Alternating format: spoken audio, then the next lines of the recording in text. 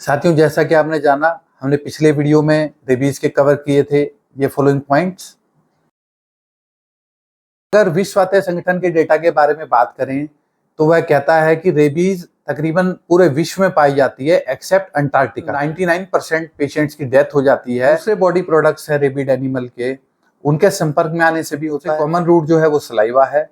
हाँ, हालांकि रेबीज कुछ और चीजों में पाया गया है, जैसे कि टीयर्स और नर्वस टिश्यू में। कि क्या हम जो कच्चा मीट जो खाते हैं, अगर उस एनिमल को रेबीज हुआ यह हमें पता नहीं होता क्या, लेकिन उससे रेबीज हमें ट्रांसफर हो सकती है। इसको प्रोत्साहन नहीं देते हैं कि आप रेबीड एनिमल के मीट को खाएं या उसका सेवन करें। हालांकि कुछ डॉक्यूमेंट्स में अनकुक्ड मीट के कंजप्शन से ट्रांसमिट होने की संभावना पाई गई। पेशेंट हमारे इंडिया में परफॉर्म होते हैं या विश्व भर में, क्या जो डोनर है उनसे रिसेप्टर को रेबीज ट्रांसमिट हो सकती है? तो इसका जवाब है हाँ, रेबीज ऑर्गन डोनर से ऑर्गन रिसेप्टर को ट्रांसमिट हो सकती है। वूंड को इमीडिएटली सोप या डिटर्जेंट से वॉश करना है, वाटर से, बहुत सारे वाटर से कम 15 मिनट के लिए। और हमने कोई आयोडीन कंटेनिंग या एंटीवायरल मेडिकेशन उस वूंड पर अप्लाई करनी है, जैसे कि हमारी बीटाडीन आती है, पोविडोन आयोडीन होता है उसमें, और उसको अच्छे से उससे वॉश करना है और फ्लश करना है। हमें उस पर कोई भी इरिटेंट्स नहीं अप्लाई करने हैं, जैसे कि हमारे भारतीय संस्कृति में नॉर्मली लाल मिर्च, चिली पाउडर जिसे हम कहते हैं, या प्लांट का कोई जूसेस, एलोवेरा वगैरह, या एसिड्स या एल्कलीज लोग अप्लाई कर देते हैं, चूना वगैरह, वो सब नहीं लगाना है। हमें उस वुंड को कवर या ड्रेस या बैंडेज नहीं करना है, और हमें इमीडिएटली जल्द से जल्द किसी हेल्थ केयर प्रोफेशनल की हेल्प लेनी है और उन्हें जाकर के सूचित करना है कि हमारे साथ यह घटना घटी है।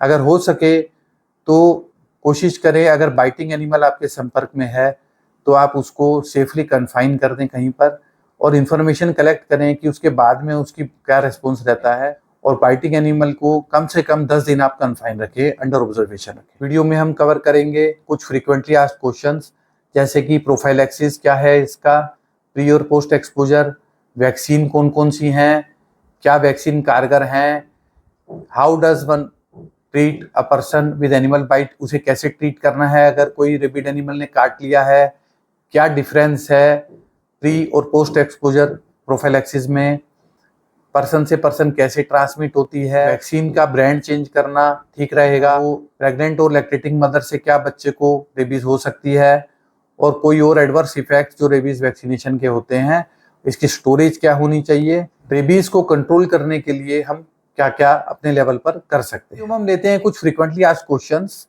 पहले हम जानेंगे दो परिभाषाएं कि प्रोफाइलैक्सिस किसे कहते हैं, पोस्ट एक्सपोजर प्रोफाइलैक्सिस क्या होता है, और प्री एक्सपोजर प्रोफाइलैक्सिस क्या होता है।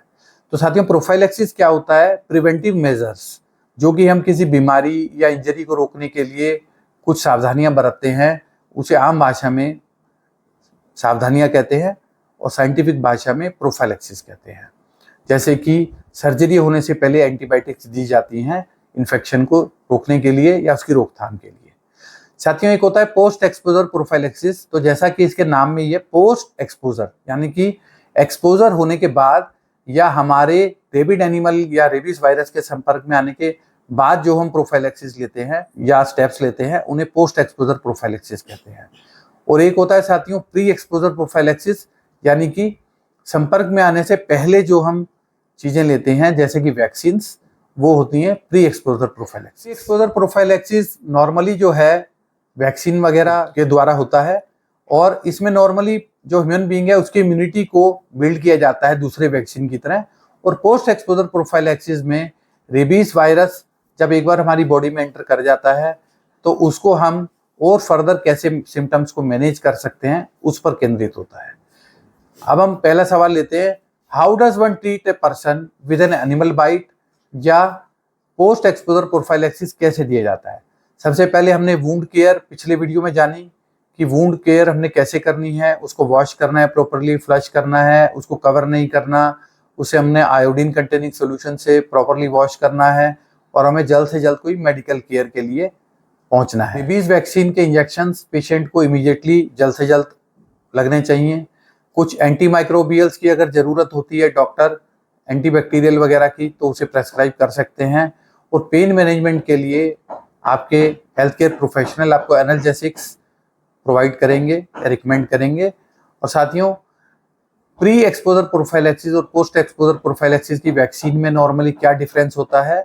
नॉर्मली सेम वैक्सीन को यूज किया जा सकता है, बट इसकी फर्दर जानकारी के लिए आप अपने हेल्थ केयर प्रोफेशनल से संपर्क कर सकते हैं, वह आपको जानकारी देंगे इसके बारे में।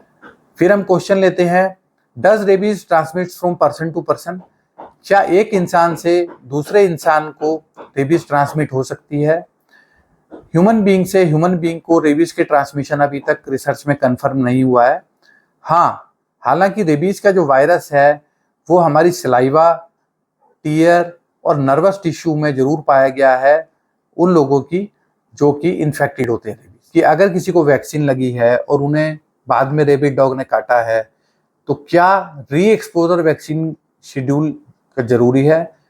तो इस बारे में अगर वैक्सीन लगने के 3 महीने के अंदर ही हमें डॉग ने काटा है तो और फर्दर कोई कोर्स की ज़रूरत नहीं है, पर इसके लिए आप अपने हेल्थ केयर प्रोफेशनल से ही सही परामर्श लें, वह आपको प्रॉपर गाइड करें। क्या रेबीज की वैक्सीन किसी प्रेग्नेंट या स्तनपान करा रही महिला को दी जा सकती है?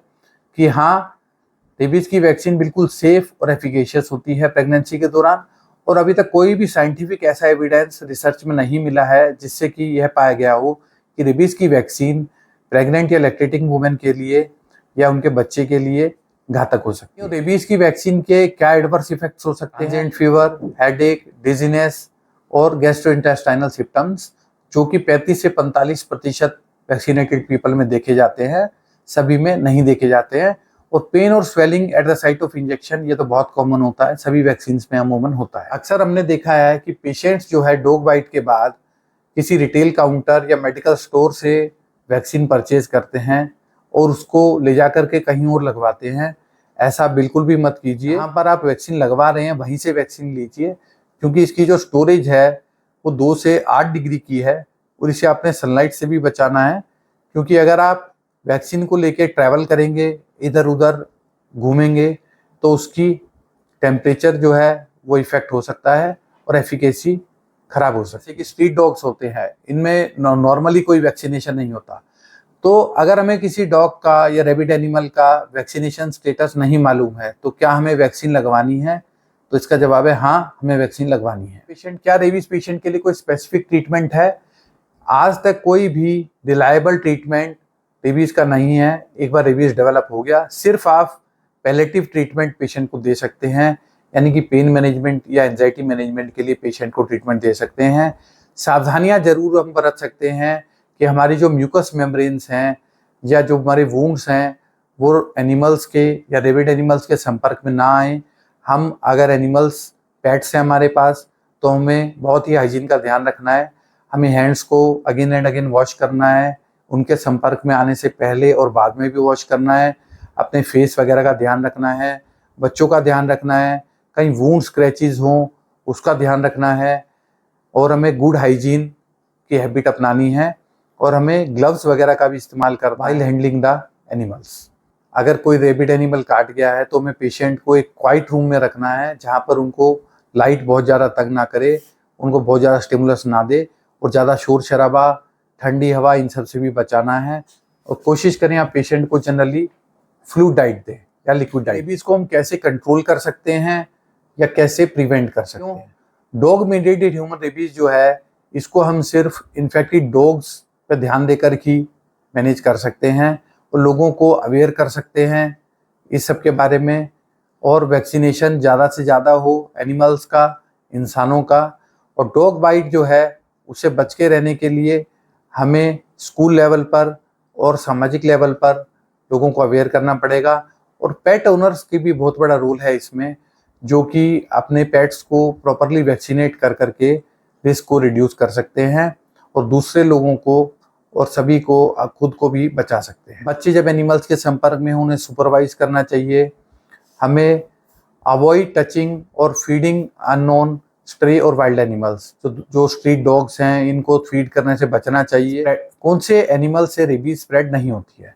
साथियों, रेबीज स्प्रेड नहीं होती है एनिमल से या एनिमल्स के कुछ प्रोडक्ट से, जैसे कि ब्लड, यूरिन या फीसिस। पेशेंट को रेबीज हो गया है, हमें उसकी प्राइवेसी, डिग्निटी और कल्चरल नीड्स को प्रोटेक्ट करना है, और हमें ध्यान देना है कि उनकी फैमिली को मोरल सपोर्ट मिले और वो पेशेंट का अपने ठीक से ध्यान कर सकें, क्योर टाइमली डायग्नोज कर सकें और टाइमली सिम्टम्स को मैनेज कर सकें। और हम यहाँ पर शुक्रिया अदा करना चाहेंगे विश्व स्वास्थ्य संगठन का, या वर्ल्ड हेल्थ ऑर्गेनाइजेशन का, लैंसेट का, और national centre for disease control, ministry of health family welfare, government of India का, और इंडियन मेडिकल एसोसिएशन का, जिनके माध्यम से हमें यह सब जानकारी मिल पाई। आशा करते हैं आपको रेबीज पर दी गई यह जानकारी पसंद आई होगी। आप हमारे चैनल को सब्सक्राइब कर सकते हैं, वीडियो को लाइक, शेयर और कमेंट कर सकते हैं, और हमें अपनी एडवाइस भी दे सकते हैं। अब अपने होस्ट नितिन मित्तल को आज्ञा दीजिए। धन्यवाद।